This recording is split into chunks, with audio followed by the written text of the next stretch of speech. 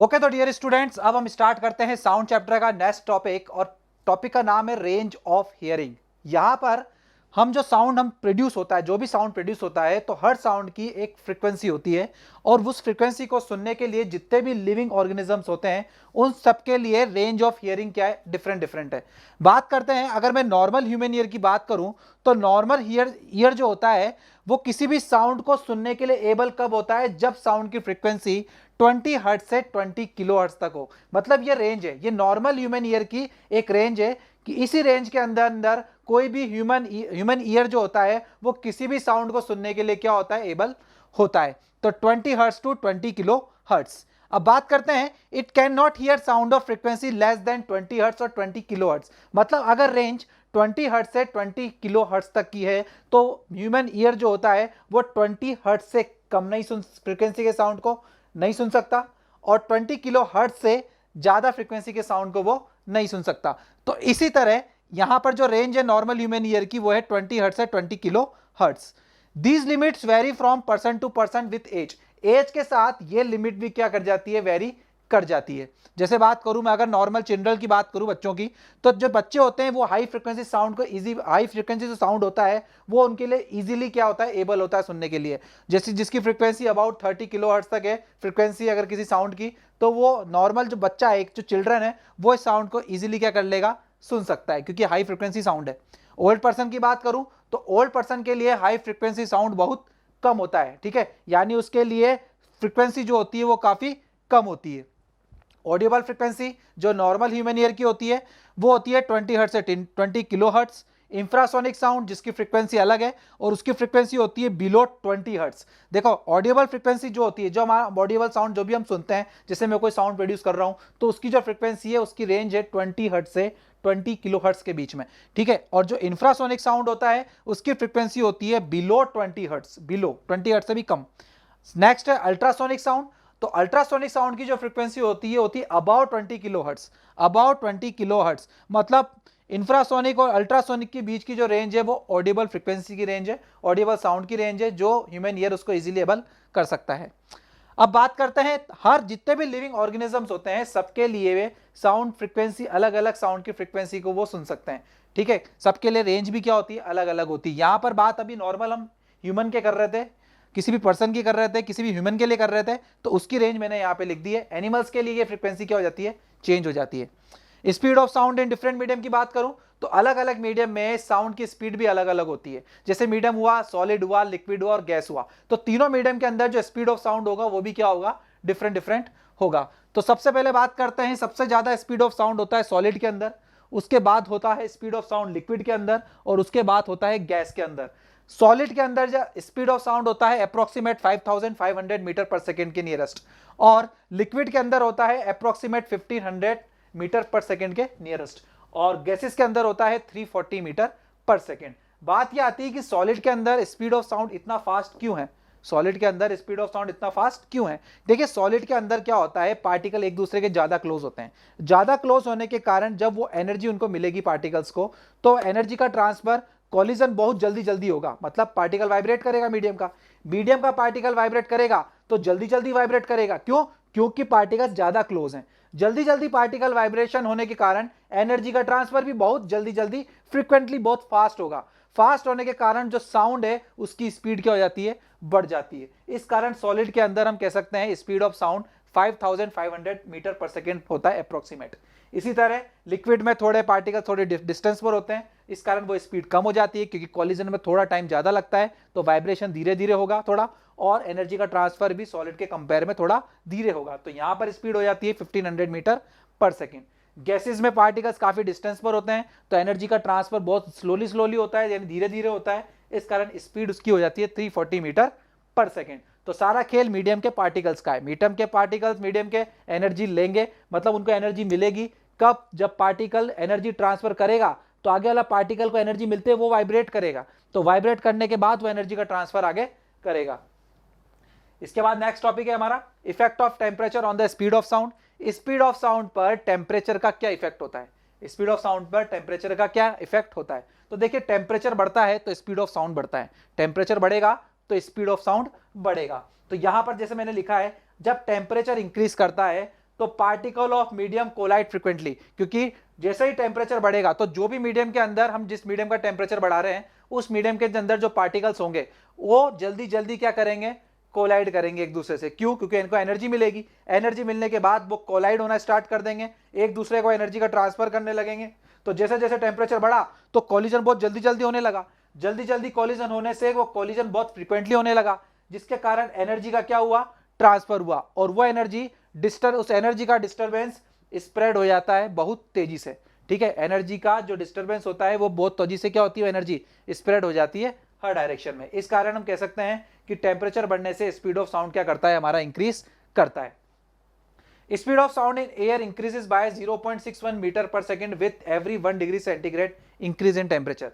इस लाइन का मतलब यह है कि जैसे जैसे मीडियम का टेम्परेचर 1 डिग्री सेंटीग्रेड इंक्रीज करेगा तो स्पीड ऑफ साउंड देखिएगा 0.61 मीटर पर सेकंड भी क्या करेगा, इंक्रीज करेगा। जैसे मान लीजिए मैंने 1 डिग्री सेंटीग्रेड टेम्परेचर बढ़ाया तो स्पीड ऑफ साउंड कितना बढ़ गया, 0.61 मीटर पर सेकंड। सपोज करो मैंने 2 डिग्री सेंटीग्रेड टेम्परेचर बढ़ाया तो स्पीड ऑफ साउंड कितना बढ़ गया, 2 इंटू 0.61 मीटर पर सेकंड। इस तरह से जितना टेम्परेचर बढ़ता जाएगा speed of sound 0.61 metre per second increase करता जाएगा। तो सपोज यहां पर मैंने एक इक्वेशन लिखी है, ये इक्वेशन बताती है कि किसी पर्टिकुलर टेम्परेचर पर स्पीड ऑफ साउंड कितना होगा, और V0 यानी 0 डिग्री सेंटीग्रेड पे स्पीड ऑफ साउंड की वैल्यू बता रहा है, 0.61 कितना इंक्रीज करता है, T डिग्री सेंटीग्रेड कितना टेम्परेचर आपने बढ़ाया है। ठीक है, तो इस इक्वेशन की हेल्प से मैं किसी भी पर्टिकुलर टेम्परेचर पर स्पीड ऑफ साउंड निकाल सकता हूं। तो सपोज मैंने यहां पर एक एग्जांपल लिया है, इस एग्जांपल के अंदर अगर आप देखो तो 0 डिग्री सेंटीग्रेड पर मान लीजिए स्पीड ऑफ साउंड था 330 metre per second. 0 degree centigrade पर स्पीड ऑफ साउंड था मेरा 330 मीटर पर सेकंड। अब हुआ क्या, आपको यह बताना है कि 25 डिग्री सेंटीग्रेड जब टेम्परेचर हो जाएगा, मतलब 0 से टेम्परेचर इंक्रीज करता करता करता कितना पहुंच जाए, 25 डिग्री सेंटीग्रेड पहुंच जाए, तो उस पर्टिकुलर टेम्परेचर पर स्पीड ऑफ साउंड कितना होगा। तो मैंने यहां पे लिख तो दिया है 345 मीटर पर सेकंड हो जाएगा। तो 0 पे कितना था 330, 25 पे कितना हुआ 345, तो डिफरेंस तो आया, डिफरेंस आया, और यहां पर मेरा स्पीड क्या हुई, इंक्रीज कर गई। यानी कितनी स्पीड इंक्रीज करी, 15 मीटर पर सेकंड में क्या आया, चेंज आया। पहले 330 था फिर 345 हो गया। अब हुआ कैसे देखिए, इक्वेशन मैंने ये यूज करी है, Vt equals to V0 plus 0.61 T degree Celsius. तो सबसे पहले 0 डिग्री सेंटीग्रेड पे वेल स्पीड ऑफ साउंड कितना था, तो मैंने लिख दिया 330। तो इक्वेशन के अकॉर्डिंग मैंने लिख दिया इसकी जगह 330 प्लस 0.61 इंक्रीज कर रहा है तो 0.61, और कितना टेम्परेचर इंक्रीज कर रहा है, तो आपने कहा 25 डिग्री सेल्सियस। तो जब 25 डिग्री सेल्सियस को मैंने 0.61 से मल्टीप्लाई करा, और मल्टीप्लाई करने के बाद जब मैंने उसको 330 से ऐड किया, तो जो वैल्यू निकल के आई है मेरे पास वो कितनी आई है, 345 मीटर पर सेकेंड। इसका मतलब यह हुआ कि 25 डिग्री सेल्सियस जैसे ही टेम्परेचर हुआ, जीरो से टेम्परेचर बढ़ गए 25 डिग्री सेल्सियस हुआ, तो स्पीड ऑफ साउंड मेरा कितना हो गया, 345 metre per second.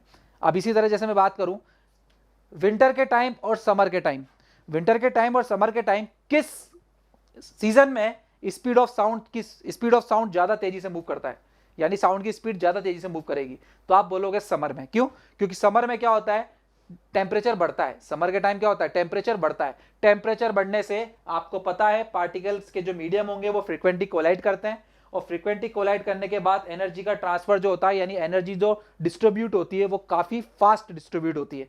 Fast distribute होने के कारण साउंड बहुत तेजी से क्या करेगा, स्प्रेड करेगा, यानी बहुत तेजी से क्या करेगा, मूव करेगा। और वो मैंने आपको इक्वेशन लिखा दी है, Vt equals to V0 plus 0.61 T degree Celsius. इसलिए हम कह सकते हैं कि समर के टाइम पर वेलोसिटी ऑफ साउंड जो होता है उसकी स्पीड इंक्रीज कर जाती है। अब हम इससे रिलेटेड कुछ न्यूमेरिकल्स देख लेते हैं। ओके तो स्टूडेंट्स अब डिस्कस करते हैं। अभी तक हमने इस चैप्टर के अंदर 3 फॉर्मूले पढ़े हैं। पहला फॉर्मूला हमने पढ़ा था वेव वेलोसिटी का, अगर आपको शायद याद हो, V equals to F lambda. V equals to F lambda ये रिलेशन बताता है वेलोसिटी ऑफ साउंड, फ्रीक्वेंसी और वेवलेंथ के बीच में। तो मैंने आपको कहा था उस वक्त भी काफी इंपॉर्टेंट फॉर्मूला है, बहुत सारे न्यूमेरिकल्स इस इक्वेशन पे बनते हैं। सेकंड फॉर्मूला हमने पढ़ा था टाइम पीरियड का, और टाइम पीरियड इक्वल्स टू पढ़ा था हमने 1 upon frequency, T equals to 1 upon F. तो T इक्वल्स टू अगर 1 अपॉन एफ होगा तो T into F equals to कितना होगा, 1, यानी time period equals to 1 upon frequency. उसके बाद एक फॉर्मूला और जो हमें अभी तक पढ़ा है इस हमारे इस सिलेबस में यानी इस कोर्स के अंदर जो है वो है d equals to V T upon two, और इस फॉर्मूले का यूज़ हमने इको की मिनिमम डिस्टेंस फाइंड करने के लिए किया था।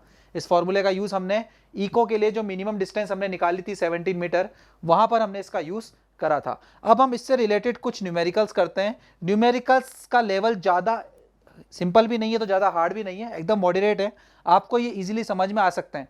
तो सबसे पहला क्वेश्चन देखिए क्या है, the wavelength and frequency of a sound wave in a certain medium is 22 centimetre. इसका मतलब ये जो 22 सेंटीमीटर है ये आपको वेवलेंथ दे रखी किसी साउंड वेव की, तो आप कह सकते हैं कि wavelength equals to 22 centimetre, it means 0.22 metre. Then अब उन्होंने कहा है जो फ्रीक्वेंसी है वो है 15 हर्ट्स, यानी फ्रीक्वेंसी इक्वल्स टू 15 हर्ट्स। तो सबसे पहले आपको निकालना है कीपिंग द मीडियम सेम, मतलब मुझे मीडियम को सेम रख के और मुझे वेवलेंथ को चेंज करना है। तो पहले वेवलेंथ थी 22 सेंटीमीटर, अब वेवलेंथ होगी मेरी 33 सेंटीमीटर। तो वेलोसिटी ऑफ साउंड क्या होगा और नई फ्रीक्वेंसी क्या होगी, नई फ्रीक्वेंसी क्या होगी, क्योंकि वेवलेंथ चेंज होने से फ्रीक्वेंसी में तो चेंज आने वाला है। अब देखिए मेरे पास लैम्डा की इनिशियल वैल्यू दे रखी थी 22 सेंटीमीटर, जिसको मैंने 0.22 मीटर लिख दिया। देन उसके बाद आपको फ्रीक्वेंसी गिवन है 1500 हर्ट्स, तो यहां से आप वेव वेलोसिटी निकाल सकते हो v equals to F lambda का यूज करके। जब आपने v equals to F lambda का यूज करा तो f इक्वल्स टू रख दिया 1500 और ये रख दिया आपने 0.22 मीटर। जब आपने इस वैल्यू को सॉल्व किया तो आपके पास आंसर आया 330 मीटर पर सेकेंड। इसका मतलब यहाँ पर जो वेलोसिटी ऑफ साउंड है उसकी स्पीड है 330 मीटर पर सेकेंड, यानी हमारा फर्स्ट आंसर आ चुका है। अब सेकंड क्वेश्चन देखिए, हमें न्यू फ्रीक्वेंसी निकालनी है। हमें क्या निकालनी है, न्यू फ्रीक्वेंसी। लेकिन हमने जब मीडियम को सेम रखा लेकिन चेंज किसको किया, वेवलेंथ को, और वेवलेंथ के चेंज आने से साउंड की फ्रीक्वेंसी में चेंज आएगा। तो यहां पर अब की बार मैं लैम्डा की वैल्यू लूंगा 33 सेंटीमीटर, इसका मतलब 0.33 मीटर, ठीक है 0.33 मीटर। और वेलोसिटी ऑफ साउंड आपको पता है 330 मीटर पर सेकेंड है। वेलोसिटी ऑफ साउंड कितना है मेरा 330 मीटर पर सेकेंड। तो नई फ्रीक्वेंसी जो होगी v equals to F lambda, so f equals to v upon lambda. तो v equals to 330 divided by 0.33। इस इक्वेशन को जब आप सॉल्व करोगे तो आपका आंसर आएगा 1000 हर्ट्स, यानी जो नई फ्रीक्वेंसी होगी वो कितनी होगी 1000 हर्ट्स। सिंपल सा क्वेश्चन था। सबसे पहले हमने वेव वेलोसिटी फाइंड करी क्योंकि फ्रीक्वेंसी और वेवलेंथ हमें गिवन थी, ये वेवलेंथ और ये फ्रीक्वेंसी, यहाँ से वेव वेलोसिटी आ गई। उसके बाद उसने मीडियम को तो सेम रख के वेवलेंथ को चेंज कर दिया, मतलब साउंड वेव की वेवलेंथ को चेंज कर दिया, और वेवलेंथ के चेंज आने से फ्रीक्वेंसी में क्या आया, चेंज आया, और वो फ्रीक्वेंसी कितनी होगी मेरी 1000 hertz. Next question, an electric vibrator produce ripples in a ripple tank. Electric vibrator मतलब एक वाइब्रेशन हो रहा है, ठीक है, और रिपल्स प्रोड्यूस हो रही हैं such that distance between a crest and trough. अब जो रिपल्स प्रोड्यूस हो रही है वो क्रिस्ट और ट्रफ की फॉर्म में हो रही है। तो यहां पर एक क्रिस्ट और एक ट्रफ के बीच की डिस्टेंस दे रखी है आपको 4 centimetre. If the vibration are produce at the rate of 4800 per minute, मतलब जो वाइब्रेशन हो रहा है वो पर मिनट 4800 टाइम्स हो रहा है। इसका मतलब आप यहां से फ्रीक्वेंसी को फाइंड कर सकते हो। Calculate time period in wave velocity, मतलब आपको टाइम पीरियड और वेव वेलोसिटी की वैल्यू निकालनी है। तो सबसे सिंपल देखिए क्या करना है, सबसे पहले आपको पता है कि एक क्रिस्ट और एक ट्रफ के बीच की डिस्टेंस 4 सेंटीमीटर गिवन है। तो आप क्या करेंगे, सबसे पहले वेवलेंथ निकालते हैं। हमें पता है एक क्रिस्ट और एक ट्रफ के बीच की डिस्टेंस होती है लैम्डा बाई 2, और ये आपको गिवन है 4 सेंटीमीटर। तो इस सेंटीमीटर की वैल्यू को मीटर में कन्वर्ट करो, तो आप लिख सकते हो lambda by 2 equals to 0.04 metre. 0.04 metre में 100 से इसको क्या कर दूंगा, डिवाइड कर दूंगा, तो 0.04 मीटर। तो यहां से जो वेवलेंथ की वैल्यू आएगी वो आएगी हमारा 0.08 मीटर। ये मेरे पास वेवलेंथ आ चुकी है 0.08 मीटर। इस साउंड वेव की यानी इस वाइब्रेशन या से जो रिपल्स प्रोड्यूस हो रही है उनकी वेवलेंथ है 0.08 मीटर। क्योंकि 4 सेंटीमीटर एक क्रिस्ट और एक ट्रफ की डिस्टेंस थी, यानी लैम्डा बाई 2 की वैल्यू आपको 4 सेंटीमीटर गिवन है। 4 सेंटीमीटर को जब मैंने मीटर में कन्वर्ट किया तो 0.04 मीटर, तो यहां से लैम्डा की वैल्यू आई 0.08 मीटर। तो यानी मेरे पास वेवलेंथ आ चुकी है। सेकंड निकालना है, if the vibration are produced, vibration जो प्रोड्यूस हो रहे हैं 4800 पर मिनट हो रहे हैं, इसका मतलब जो फ्रीक्वेंसी होगी वो होगी 4800 डिवाइडेड बाय 60, क्योंकि नंबर ऑफ वाइब्रेशन पर सेकंड इज कॉल्ड फ्रीक्वेंसी। तो 4800 डिवाइडेड बाय 60 ये क्या कहलाएगा आपका वाइब्रेशन। तो यहां पर ये फ्रीक्वेंसी होगी मेरे पास 80, यानी फ्रीक्वेंसी होगी आपके पास 80 हर्ट्स। फ्रीक्वेंसी कितनी आएगी हमारे पास 80 हर्ट्स। जब 4800 को आप 60 से डिवाइड करोगे तो आंसर आएगा आपका 80 हर्ट्स। तो ये हो गई आपकी फ्रीक्वेंसी। अब आपको निकालना है सबसे पहले टाइम पीरियड। तो टाइम पीरियड और वेव वेलोसिटी, तो टाइम पीरियड इक्वल्स टू होता है 1 अपॉन फ्रीक्वेंसी, यानी 1 अपॉन 80। टाइम पीरियड कितना है यहाँ पर 1 अपॉन 80। जब आप 1/80 को डिवाइड करोगे तो आंसर आएगा 0.0125 सेकेंड। ये आपके पास आंसर आ चुका है। तो टाइम पीरियड आ चुका है उस वाइब्रेशन का। मेरे पास फ्रीक्वेंसी, सबसे पहले हमने फ्रीक्वेंसी को फाइंड किया और फ्रीक्वेंसी फाइंड करने के बाद हमने फॉर्मूले में वैल्यू पुट कर दी, t इक्वल्स टू 1/f। तो 1/f यानी 1/80, और 1/80 को जब हमने सॉल्व किया तो आंसर आया 0.0125 सेकेंड। तो हमारे पास एक आंसर आ चुका है। सेकेंड निकालना है वेव वेलोसिटी। तो वेव वेलोसिटी होता है v equals to F lambda. Wave velocity v equals to F lambda. Frequency आ गई मेरे पास फ्रीक्वेंसी आ गई मेरे पास 80 और वेवलेंथ की वैल्यू आ गई थी मेरे पास 0.08। तो यहाँ से इस वैल्यू को हम सॉल्व करेंगे, पॉइंट को हमने हटाया, divided by 100, so answer is 6.4 metre per second.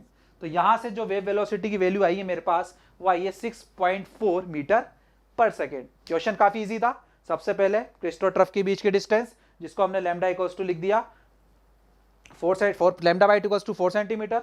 Centimetre को मीटर में कन्वर्ट किया, जहां से लैम्डा की वैल्यू आई 0.08 मीटर। अब हमें निकालना था फ्रीक्वेंसी। क्वेश्चन में आपको गिवन है 4800 पर मिनट वाइब्रेशन हो रहे हैं, मतलब इसकी फ्रीक्वेंसी होगी 4800 divided by 60 number of vibration पर सेकंड, और 1 मिनट में होते हैं 60 सेकंड। तो हमने मिनट को 6 सेकंड में कन्वर्ट कर लिया। तो यहाँ से फ्रीक्वेंसी कितनी आई हमारे पास 80 हर्ट्स। फ्रीक्वेंसी आने के बाद हमने इस वैल्यू को टाइम पीरियड की फॉर्म में निकाला। तो टाइम पीरियड इक्वल्स टू होता है 1 फ्रीक्वेंसी यानी 1/80। सॉल्व करने के बाद आंसर आया 0.0125 सेकंड, क्योंकि टाइम पीरियड यूनिट क्या होती है सेकंड। टाइम पीरियड आ गया। सेकंड निकालना है वेव वेलोसिटी। तो wave velocity equals to v/f lambda. Frequency हमारे पास आ चुकी थी 80 और वेवलेंथ की वैल्यू हमारे पास यहाँ आ गई थी 0.08। दोनों वैल्यू को मल्टीप्लाई करा, फाइनल आंसर आ गया 6.4 मीटर पर सेकेंड। ठीक है, तो ये दो क्वेश्चन हमारे डिस्कस हो चुके हैं। अब तीसरा क्वेश्चन जो हमने दिया हुआ है, थर्ड क्वेश्चन देखिए। A sound wave of wavelength 80 centimetre in glass, मतलब ग्लास मीडियम के अंदर उस साउंड वेव की वेवलेंथ थी 80 centimetre, enter in the air. अब वो ग्लास से एयर में मूव कर रही है, ठीक है, यानी मीडियम का चेंज हो रहा है। If velocity of sound in glass and air is, glass ज्यादा सॉलिड मीडियम होता है और सॉलिड मीडियम में आपको पता है वेलोसिटी ऑफ साउंड ज्यादा होता है, तो वो दे रखा है 5600, और एयर मीडियम के अंदर वेलोसिटी ऑफ साउंड दे रखा है आपको 340 मीटर पर सेकेंड। तो calculate the wavelength of sound in air. तो आपको गिवन है ग्लास मीडियम के अंदर वेवलेंथ दे रखी है आपको 80 सेंटीमीटर, इट मीन 0.80 मीटर। अब ग्लास मीडियम के अंदर एक काम करते हैं, वेलोसिटी ऑफ साउंड देखते हैं, वो आपको दे रखा है 5600 मीटर पर सेकेंड। तो यहां से आप सबसे पहले फ्रीक्वेंसी निकाल लो। f इक्वल्स टू होता है v/लैम्डा, क्योंकि v equals to f lambda. तो v इक्वल्स टू हो गया 5600 और लैम्डा की वैल्यू होगी 0.80 मीटर। जब आपने इस वैल्यू को सॉल्व किया तो आपके पास आंसर आ जाएगा 7000 हर्ट्स। 7000 हर्ट्स, ये आपकी फ्रीक्वेंसी आ चुकी है। ठीक है, मीडियम चेंज होने से फ्रीक्वेंसी में कभी कोई चेंज नहीं आता है। चेंज कब आता है? जब वेवलेंथ में चेंज आ रहा हो। अब वेवलेंथ में यहाँ पर चेंज, यहाँ पर वेवलेंथ में किसी तरह का चेंज नहीं है, तो हम क्या करेंगे, सबसे पहले फ्रीक्वेंसी फाइंड कर ली उस पर्टिकुलर मीडियम के अंदर, और मीडियम क्या है मेरा ग्लास। तो फ्रीक्वेंसी कितनी है इस मीडियम के अंदर 7000 हर्ट्स। मीडियम के चेंज होने से फ्रीक्वेंसी में चेंज नहीं आ रहा, यानी अगले केस के अंदर फ्रीक्वेंसी की वैल्यू कितनी लेनी है हमें 7000 हर्ट्स। और सेकंड केस के अंदर आपको स्पीड ऑफ साउंड पता है, यानी एयर के अंदर v की वैल्यू दे रखी है आपको 340 मीटर पर सेकेंड। तो आपको वहां से निकालनी है वेवलेंथ। अब वेवलेंथ क्या होगी, एयर मीडियम के अंदर वेवलेंथ क्या होगी, तो आप कह सकते हो कि v equals to F lambda, क्योंकि वेलोसिटी ऑफ साउंड तो वेवलेंथ पे डिपेंड करेगा ना भाई, क्योंकि वेलोसिटी ऑफ साउंड वेवलेंथ पे डिपेंड कर रहा है। वेलोसिटी ऑफ साउंड चेंज हो रहा है तो वेवलेंथ भी चेंज होनी चाहिए। तो v equals to F lambda, तो लैम्डा इक्वल्स टू हो गया v/f। v की वैल्यू है 340 और फ्रीक्वेंसी की वैल्यू है 7000 हर्ट्स। जब आप इस वैल्यू को सॉल्व करोगे तो आपके पास आंसर आएगा 4.85, सॉरी 4.85 नहीं आएगा। इस वैल्यू को आप सॉल्व करिए, आपकी वैल्यू 0 आएगी आपके पास अप्रोक्सीमेट 485 मीटर। ठीक है, तो यहाँ से मेरे पास वेवलेंथ की वैल्यू आ चुकी है, यहाँ से हमारे पास वेवलेंथ की वैल्यू आ चुकी है। ठीक है स्टूडेंट्स, तो ये तीनों क्वेश्चन अच्छे क्वेश्चन है, तीनों हमने डिस्कस कर लिए हैं। अगर आपको ये क्वेश्चन सेल्फ करने हैं तो आप वीडियो को पोस्ट करके आप इस क्वेश्चन को पहले सॉल्व कर सकते हो, उसके बाद चाहो तो आप इस सॉल्यूशन देख सकते हो अगर आपसे क्वेश्चन नहीं होते हैं। तो स्टूडेंट्स मिलते हैं नेक्स्ट क्लास में, गुड बाय।